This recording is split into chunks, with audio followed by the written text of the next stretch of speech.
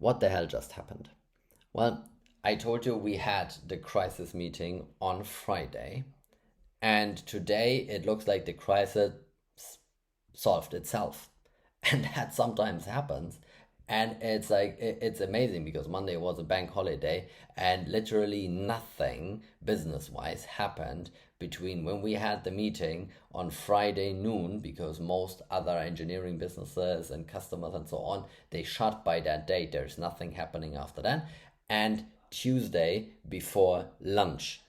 And so sometimes everything can turn in 12 hours. And that's the amazing side of being in a business, of buying a business, of seeing things progressing and the hard work paying off when you land a bigger customer order and everything just seems to go your way.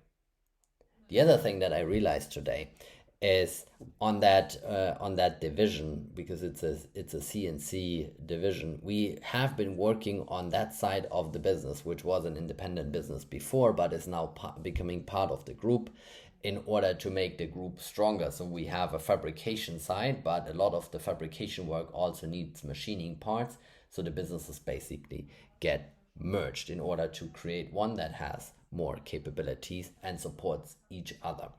So we did that, but on that business, I especially worked on a lot of the processes before. So everything was planned in order to go on operational excellence. Then we did the other acquisition, and because it's a bigger one, as I had to withdraw a little bit from that side of the business and dedicate my time somewhere else on the other side, which is now showing some effects.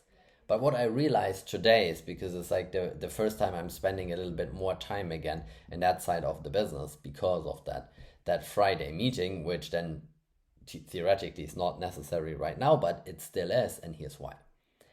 Is very little has progressed on the improvement side of things. There have been no significant operational improvements, that because I haven't driven them.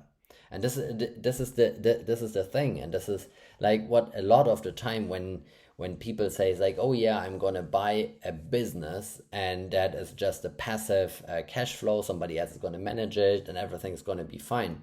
Yes, you can do that, you can buy that type of business, but you're gonna pay a premium for it. Most people, when they buy a smaller business, it means they will start working on the business, but they will also start working in the business. They will get to know the employees, they will get to know the processes, and they will slowly but surely transform that business into hopefully a more passive asset, where you then have a management team in place that runs the day to day, and then you as a business owner can reap the benefits of having to do less but still getting the same amount of money, or having to do less and get even more money. Now, the thing is that I realized today is leading by example sometimes does not work and is not enough. You have to make sure things get done. It's about execution, execution, execution. And sometimes you have to be harder on people. That doesn't mean physical or verbal abuse. It just simply means pushing them harder in order to get things implemented.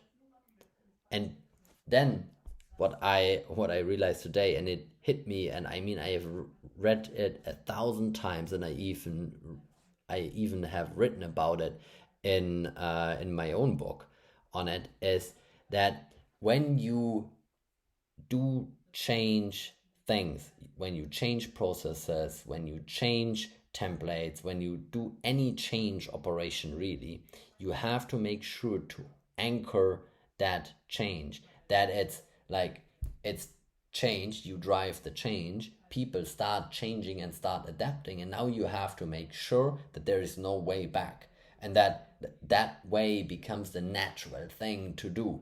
Because before, it's not natural for everybody in the business to do it that way. There's a very high likelihood, and this is what happened, that people go back to the old things, the old ways they have been doing things, the old ways they are used to do things. And that happened in that part of the business because I took a step back for various reasons. I told you we acquired a new business, but also in that business there were some changes going, and so the management team, they were struggling a bit, and I thought like, okay, let's relax it a bit and don't push it. And I should have doubled down. I should have pushed harder. And that's the lesson for everyone here, really, is when you are retreating, things might just collapse. Or they might not collapse, but they deteriorate over time. People go back to the old ways. They don't, because they are not used to organize themselves, maybe. And I'm not blaming the employees for it. As we have a good team there and we have good people there, but they are simply not trained, and they haven't been given the tools in the past on how things like that is done. And I can hear all the people that say, yeah, you can watch YouTube videos and you can do this and you can do that. But people, like in the video yesterday, people have other obligations. And not everybody wants to watch YouTube videos when they leave work and educate themselves about like, okay, I can do this way and I can do that way, and this is how things gonna go. So as you have to accept that part. And this is a really hard thing for me today to admit that, because I failed that part of the business, and I basically failed the team because I didn't make it better for them, easier for them. I didn't make it faster, more efficient, and less stressful.